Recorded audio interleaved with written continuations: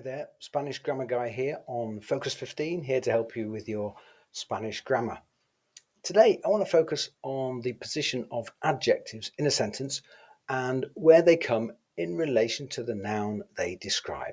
As we know, an adjective is a describing word and a noun is a thing. Now, you may think, well, in Spanish the adjective comes after the noun. That's normal. El cielo azul, the blue sky, for example. And yes, they often do. But if you really want to improve your Spanish and take it to another level, then keep watching because that's not always the case. The position of adjectives before or after the noun is actually quite variable in Spanish and more so than English, and there are some basic rules. But first, let's have a look at a couple of terms that will help.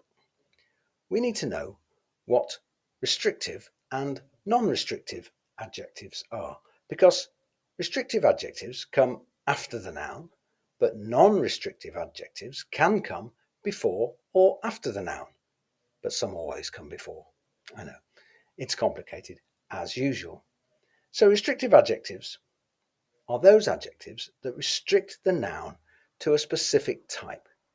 They narrow the meaning of the noun. Let's have a look at some examples. So, las salchichas inglesas, the English sausages, only refer to sausages that are English. The adjective restricts the noun of sausages to only those that are English. A non-restrictive adjective refers to the whole of the thing that is meant by the noun. For example, las aburridas conferencias del profesor. That refers to a generalization. All of the teacher's lectures are boring. It's not always clear if an adjective is restrictive or non-restrictive, but it is clear a lot of the time. So let's look at some restrictive adjectives and we can see that they always come after the noun. El pan integral, for example, wholemeal bread. There are other types of bread, so the adjective integral is restricting this to only wholemeal bread. La religión cristiana. This only refers to the Christian religion, not other religions. So again, it's restrictive. Other examples might be tengo una camisa verde, el correo electrónico, la energía eólica, wind energy. There are other types of energy. So why would you use an adjective before the noun instead of after? Well, there are a number of reasons. First of all, for emphasis, usually emotional emphasis.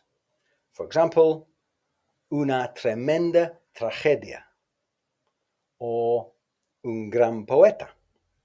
So these adjectives are non-restrictive because they are describing all of the thing referred to by the noun. So it stands to reason that the more emotional the language, the more likely the speaker or writer will use these adjectives before the noun. So that's why they are used this way in poetry, prose, journalism, advertising, for example. Let's take a look at another couple of examples. Las magníficas ruinas de Machu Picchu. Sensacional promoción de verano. So using adjectives this way can express emotion rather than fact. Take this sentence, for example. El poético lenguaje de Lorca.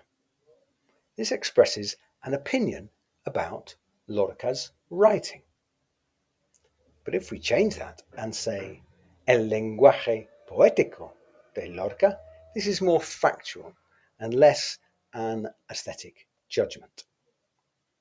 So, when you want to be more poetic or emotional, you can use non-restrictive adjectives before the noun to express this sense of emotion. Okay, that's it for now. Please subscribe to Focus 15 with the Spanish Grammar Guy if you want more Spanish grammar tips, and see you soon. Thanks for watching. Hasta luego.